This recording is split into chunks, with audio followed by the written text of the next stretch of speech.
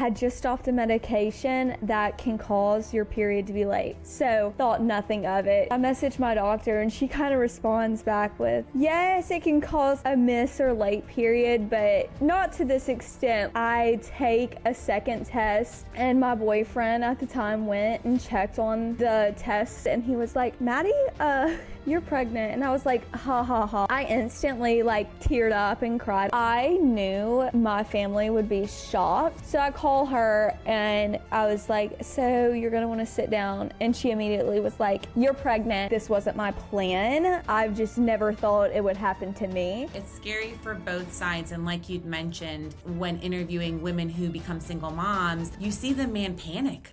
In a small southern college town, news travels fast, and when her graduation day pregnancy announcement hit Instagram, it spread even faster.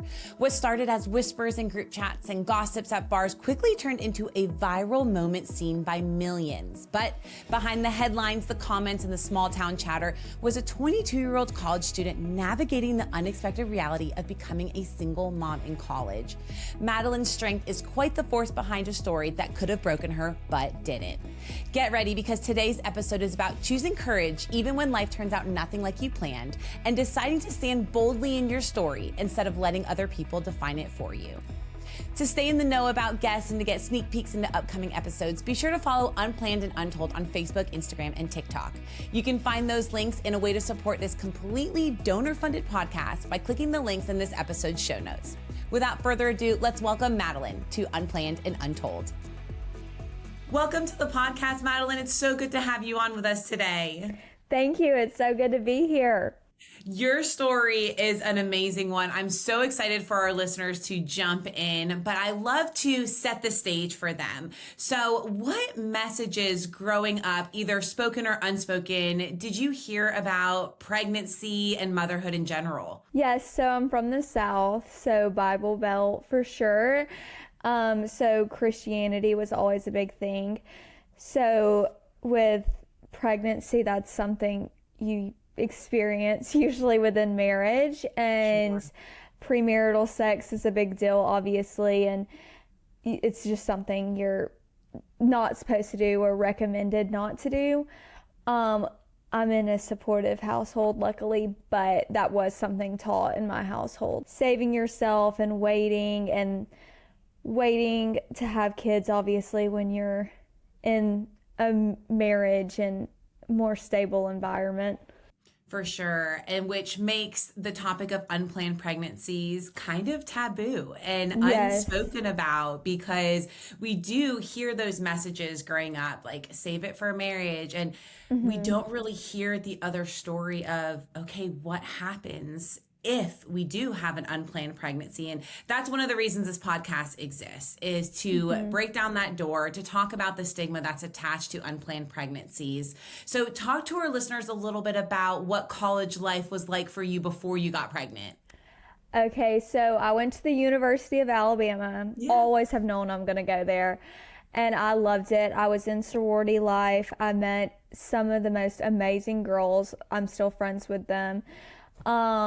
And I was all involved in the campus. I loved it. Constantly going and doing all the date parties, and going to fraternity date parties as well, as my boyfriend was in a fraternity. So I was very diving in deep to all the college experiences. But in that being said, I'm also like mom of the group. So Sure. with the whole pregnancy thing, that was like, oh, maybe she's just, really tapping into her she likes to be sober era. So very unexpected amongst your friend group and your family. How did you find out that you were pregnant? Okay, so I had just gotten back from Christmas break. This was this year. Obviously, I'm pregnant right now. But so it's January, and obviously I had been late for my period, but I have a autoimmune disease. So I had just stopped a medication that can cause your period to be late. So thought nothing of it and just moseying on. And then, so December, I missed my period. January rolls around, I miss it again. And I'm like, let me message my doctor. It's concerning. It's messing me up this bad. So I message my doctor, and she kind of responds back with, hey, Madalyn, like, yes, it can cause a miss or late period, but not to this extent. If this continues on, you should probably go see a OBGYN or, yeah. So I was like, oh, okay. So then my boyfriend at the time, I tell him this, and we're like, okay, so I should probably take a pregnancy test. And at this point, I'm in my last semester of senior year.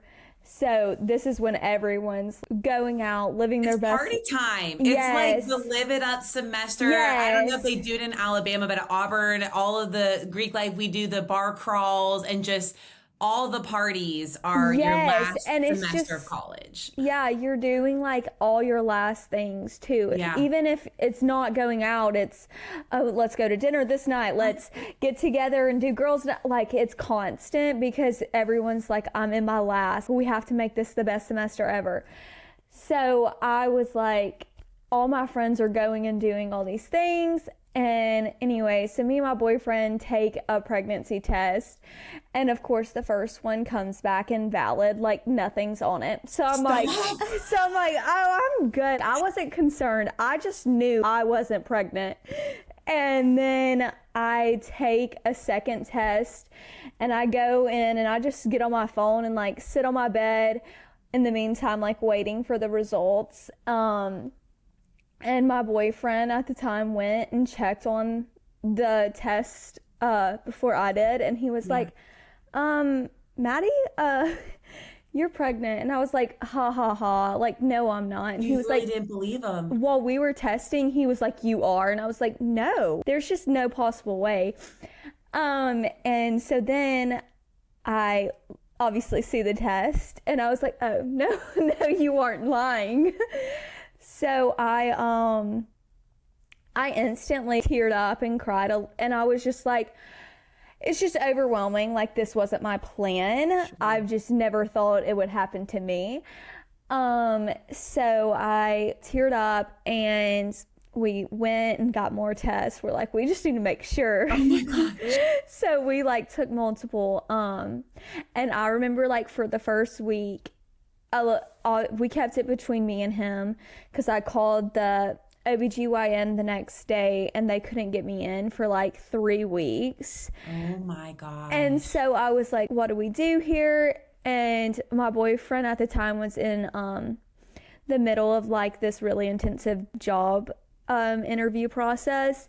And he was like, let's wait till we go to the OBGYN and like know the baby's good and this is confirmed before we like add in stress. So it was just us knowing for almost a month.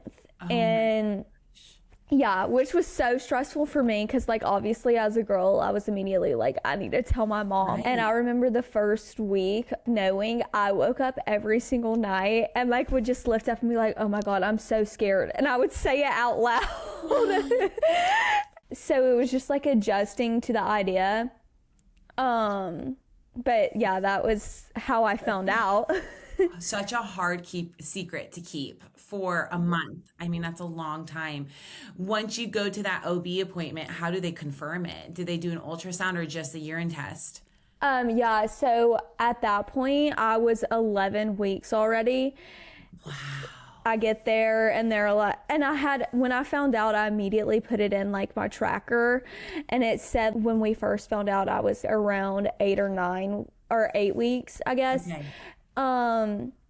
And so by the time they could get me into OB appointment, I was 11 weeks, almost done with my first trimester. Oh, so I get there and they do an ultrasound, and like that's the first thing I did. And you see baby. Obviously, that was just crazy. Like as a girl, I was like, this is like awesome, crazy, overwhelming, like all the things. Wild. And then my boyfriend at the time was like, that, like, it's not real. Because, you know, as a woman, you're already carrying the child. Yeah. You're already adjusting to the idea. You already feel that connection. And that was his first time, I guess, seeing it and being like, okay, wait, this is legit. But since I was already far enough along, they're like, you can take a gender test today, like blah, blah, like throwing everything at me. And I was, yeah. And they're like, do you want to do your genetics testing to see if they have Down syndrome, like all this stuff. And I was like, okay, I'm going to take this all in today and we're not going to do any of those testings yet. And like, tell my mom, can I tell my mom first? Yes. So I literally was like, we're going to hold off on that. And I left the OB appointment and I pulled into my driveway, got on the phone with my mom, and I told her. And then after her, I went down the list and calling the family, and I'm like, hey, guys, so I'm pregnant. How were they reacting? Were you shocked by the way they were reacting, or is it what you had guessed? So I knew my family would be shocked, but I knew they would be supportive without a shadow of a doubt. Okay. And so I called my mom, and before I could even get words out, she knew I had a gynecologist appointment, and she had known that my medication had been making me miss my period. So I was going to, because I had no idea I was pregnant. So the first period I missed, I told her, I was like, oh my God, Mom, I looked this up and like, my medication is making me miss my period. So I think the whole time, like, she might have been a little suspicious.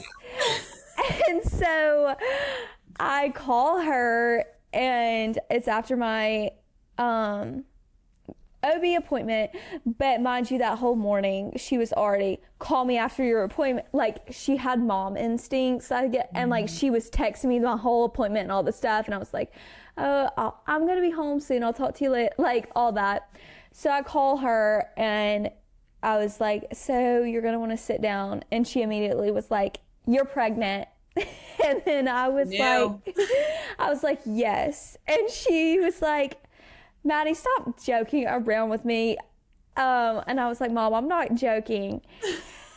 And she was like, well, I've known. That was her response. And I was like, you have? Well, and she was like, yes. Like, I literally told Marty, which is my stepdad, Maddie's pregnant. She's going to call me tomorrow and tell me she's pregnant. And we're going to have to figure out how to break the news to the family. Oh my word. So she was like, she knew. And of course, in that conversation, she was like, I'm here any way you need me, whatever support you want and need. I'm here. I got it. You can do this. She said all the right things, of course. And then I told my dad. And when I called my dad, I'm like, Dad, I have to tell you something. And he was like, or I shot him a text beforehand because it was a Friday morning. So I'm like, he's going to be at work. I don't want to call and disturb him at work. So I texted him. I was like, Dad, when you get a chance, I need to speak to you about like something really serious. And he was like, I'm free now, like, call me. And so I was like, okay. And I call him and I'm like, so I have to tell you something and you're probably going to want to sit down for this. Mind you, I have an older sister and she just got married in November. So his response was, I know, you're engaged. You got engaged on Valentine's Day. Oh. Like, I don't know. He was stressed about paying for another wedding. I don't know what. And so I was like, no, but you might wish it was that, Dad. Not quite. Yeah, I'm like, not quite. And he was like, okay, what is it? And I was like, I'm pregnant. And he goes, congratulations. Oh, just right like that, like switching gears in his brain. Yes, like so calm and was like, well, congratulations. This is awesome. How are you? And I was like, Dad, that's not the response I thought I was going to get here, but thank you. And then he proceeds to tell me, so I'm actually in the hospital right now. I might be kind of out of it. I'm heavy on anesthesia. I thought I was having a heart attack, so they put me under to see if I was having one, and I just got a heart stent. And So that explains his chillness. But I was like, Dad, you probably should have started the conversation with that, because I probably would have waited. But yeah, so everyone's response was great. And they were like, a baby's a blessing. Like, yes, this not the scenario you planned or we had planned for you, but what ways can we be there for you? That's beautiful, because that really is not always the case during these interviews. Although I always hope that's the answer I get when I ask that question, it's not always the case. How was your relationship at the time with the father of your child, and what does that look like through the last semester of your senior year? So, yes, our relationship, like, we were together, we had been dating for over a year. And at the time we were still good and all the things, but I'm now in the season of doing this as a single mom, and we're co-parenting under different circumstances that have happened over time. Sure. And I think, as a girl, I think for me, immediately I stepped into, I'm doing this, I'm going to be a mom. There's no question about this. And I think as a guy, you don't immediately have that connection. And of course, you're going to question other options and all the things. And also, when I told my parents, he was still going through his interview process, so he wasn't telling his parents yet. He was like, I want to wait. So he went another month without telling his parents and not having that support system. And then in the meantime, I didn't tell any of my friends because I wanted to respect, hey, his parents don't even know, his family doesn't know. So that was a whole over a month of hiding, I guess, our pregnancy. And at the time he told 2 of his friends. So I think our experiences with this, you realize your differences for sure when you're like put in a corner or put in a situation unplanned. Absolutely. But yeah. It's scary. It's scary for both sides. And like you'd mentioned, we as women immediately have this bond with the child. I mean, from the second you see that heartbeat on the screen to the second they're in your arms, I mean, it's wild. Whereas for the men, it's a lot harder. And I feel like a lot of the times when interviewing women who become single moms, you see the man panic a bit, and they don't have that connection, and they don't know what to do. They don't know how to act. They kind of envision their life over, where we're the ones carrying that baby and having to make these sacrifices. I can't imagine how hard it was for you to be pregnant on a college campus. I mean, you were still not super far along, but did you feel like people knew or could tell? So yeah, by the time I'm moseying on along in our last semester, and I'm being asked to go out and drink and all these things, and every time I'm like, no.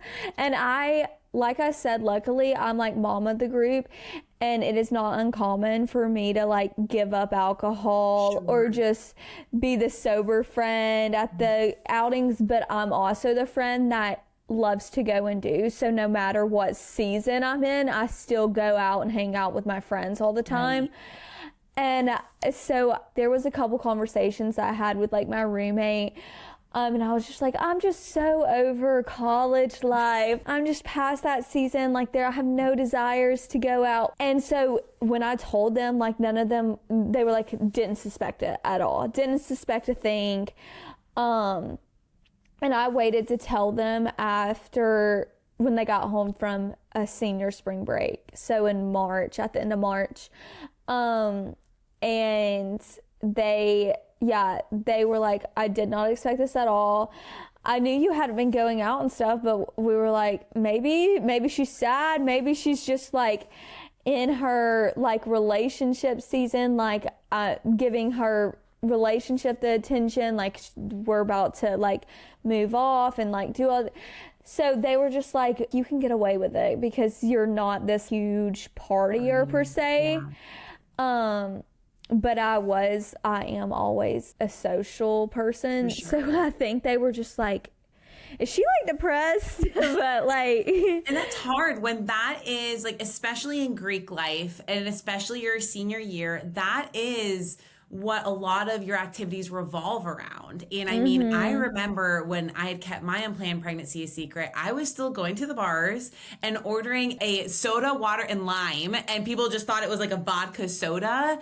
But then what I didn't realize was after that, when people did start finding out I was pregnant, they're like, I saw her in the bar, she was drinking. And I was like, it wasn't alcohol, guys. Yeah, well, so, and like at this point too, for me, I had gone, it's like I said, last senior semester. So I had gone to my boyfriend's date party, and then I had also gone to NOLA, like, college NOLA. Oh, yeah. And I'm pregnant and I'm being drugged till 3 a.m. I was like, I cannot do this. And like at this point, like I'm second trimester, like, and so I'm just like, I can't keep up with this. When I had gone to still do even like casual lunch and stuff with my friends, and they were getting bushwhackers and all this stuff, and I'm like, I'm not drinking. And even then they're like, no, take a sip. Exactly. So I'm like, I can't just like, last semester, I'm gonna be so pressured. It's not just no, like, because when I would say, oh, I'm not drinking, there's like, no, come on, Maddie. Even one night I still went out to Houndstooth, is the bar in Tuscaloosa, and just played cards with my friends there. And it was just me and my one friend, and this was like right after I found out, and I was like, okay, I'll go and I'll just stay an hour or two. And in that hour or two, everyone's like, Maddie, like, just order a drink. Like, it's happy hour, like, blah, blah, blah. And I, of course, played it off. Well, I drove here. I'm gonna go home and take care of my dog. I just can't. All the reasons to turn this down. Yes. So it was just, in that season, definitely going out and stuff was just not like a priority to me anymore, because I didn't even feel it anymore. I was like, I don't want to go pretend. Yeah. Is how I felt. So I was like, I'm just not gonna go. And so me and my boyfriend like stopped going to the date parties, really. And I would tell him like, you can go, I just can't. And then I was like, even I was showing not to other people, but to me I was, and I'm like, I'm not gonna, like, my dress is gonna look different on me and people are just gonna think I'm bad or something. Like, I don't want to go. So the season of going out and stuff, even if I pretended to drink, just wasn't on my radar anymore. Something shifts. I mean, it's this pull between you want to keep your same friend group, you want to do what all your friends are doing, but then you realize like you're creating a life. Your life is about to look completely different within the next 5 months, 6 months from now. And it's a pull. It's a weird war, because you also realize when you're going out to the bars and you're partying, like, it is an empty lifestyle, especially when you take the drinking out of it. You know what I mean? Like, it's empty. I felt for me, I had already reached that point even before being pregnant. I was still going out with my boyfriend and his friends or my friends, and I was just like not drinking a lot or just ordering a drink, because I'm just like, this is just not fulfilling for me. Exactly. And so that's why then I kind of got, I guess, the chance to play it off as that, because I had already like entered that stage of life, like where I was ready to graduate. And I'm like, the partying and the bars and getting drunk or whatever doesn't fulfill me. And then, especially when you're pregnant. Now, did people start finding out, or how did this bubble up into the internet? Yes. So I then, I told a group of my friends, 4 or 5 of them, and I knew they could keep it a secret. And that was the week after spring break. And so my boyfriend, his family had just known for like 2 weeks by the time I told my friends. And he had only told 2 of his friends. Well, then after I told my friends, he like sat down like 2 more of his friends and told them, and then that was it. And then conveniently people started finding out and were talking about it. And I was getting like my friends that I had known, they were one night at the bar and they were like, Maddie, I don't know how, like, luckily they were good friends and texted me and were like, blah, blah, blah is here, like talking about you being pregnant. Oh. And they're like, but we didn't confirm or deny anything. So you can still say like it's a rumor or whatever. And so, the person that had told them was from my hometown. So it was like weird connections. And so then I messaged the girl that was at the bar telling all these people I'm pregnant. I'm like, hey, where did you get this information? And she was like, oh, people in your boyfriend's fraternity told me. So somewhere along the way, it slipped out of someone's mouth in the fraternity. And then it like, because I'm from Alabama, I'm so connected to the campus that like someone from my hometown is friends with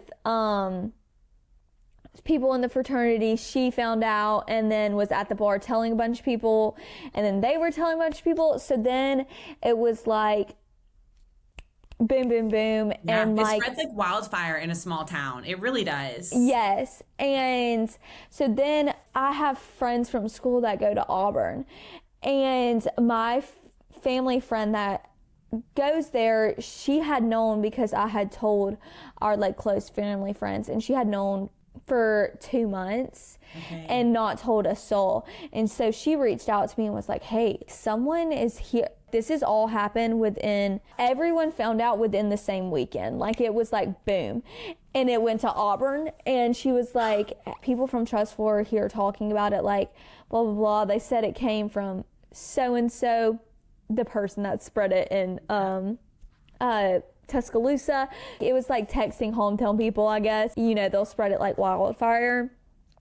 And when they're sharing it, they're like saying misinformation and all things, which gets so annoying because at the time, me and my significant other were together, and they're like, they're not together, and all the things, just missing all the things. So like with her, I confronted her and I didn't confirm or deny because I was like, again, trying to respect that the fact my boyfriend at the time was still wanting to wait to announce.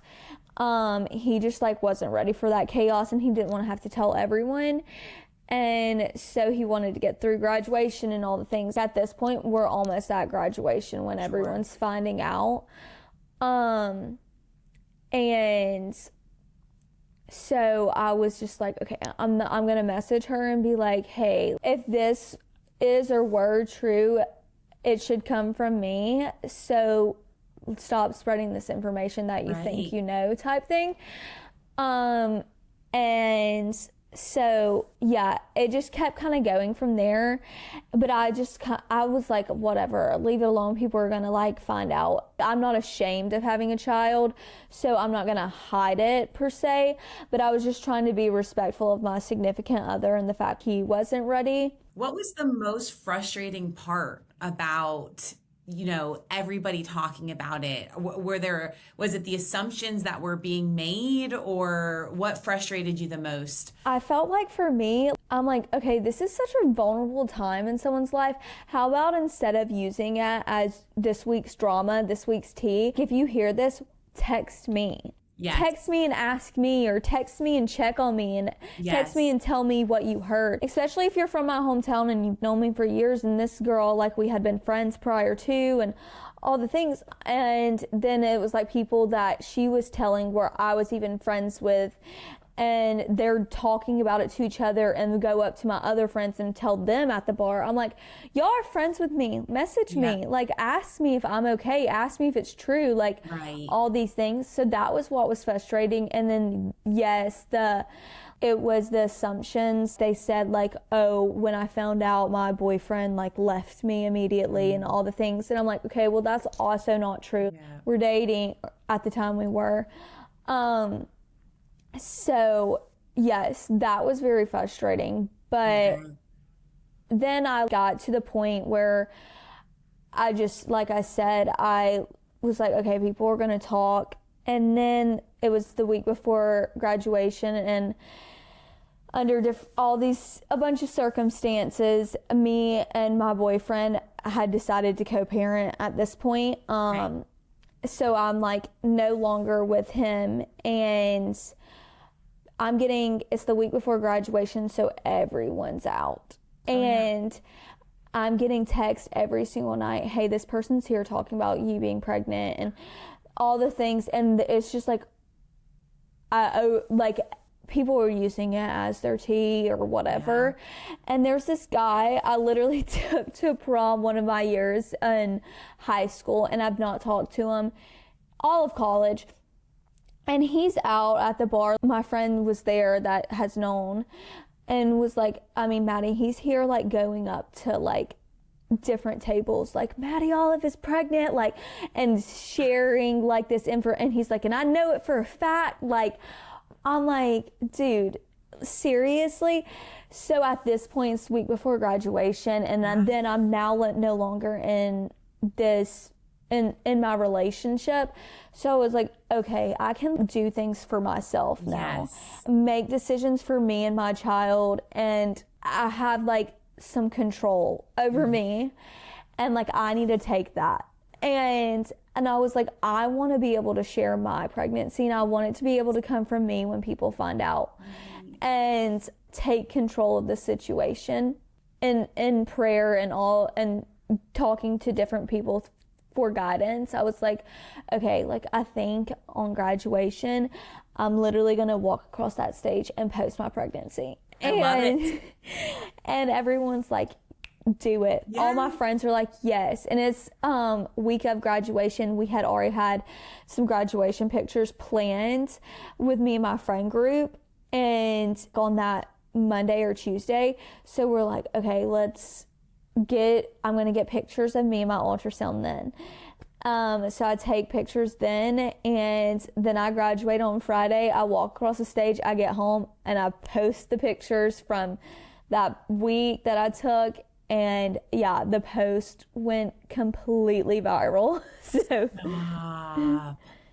yes. By viral, what do we mean? Like thousands? How about 9.5 million people have seen my post, and that's the views. 9.5 million people. You thought you were just announcing it. You were shouting it to the world, loud and proud, girl. Yes. And taking your narrative back and your voice back and your ability for people to hear it from you. I am so proud of you for doing that. Was it completely overwhelming seeing this post go viral? I was like in shock. Like I had no idea. I thought it would get some attention through my hometown people and some Tuscaloosa people, but I didn't think 9.5 million people. And then I have 112 likes right now. Like I'm still getting likes and comments to this day. My word. Clearly, like God used it, because I was getting private messages and comments from girls in the similar situations as me. Yes. Or had been in my shoes before, and then random people texting me like, Maddie, I have no idea who you are, but I was just told to like pray over you. And I've now like met like a couple different girls who were in my same shoes, and I've been like in communications with them, because like same age, got pregnant unplanned, or some of them are also unplanned pregnancy and unplanned single motherhood like me. Right. And yeah, so it was crazy, but like I was like, wow, it's what I needed, I think, because due to someone close to me in the situation, had felt so unsupported by them, and like I had lost my control. And then like this post, I'm like, I have a village, and literally millions of strangers are supporting me, and these women who have been in my same shoes, like all the things. And then it's like, I have no idea who you are, but I felt led to message you or comment on your post and all the things. So it's exactly what I needed, because because of some similar thing, or some things in my situation had been like torn down. I needed the uplift for sure. And so it was great. I was completely overwhelmed and shocked, but I was like, this is nuts. And it happened within hours. Wow. Every time I checked my post, it was jumping in likes. And by the time I had gone to sleep, I think it was at 20,000 likes that evening.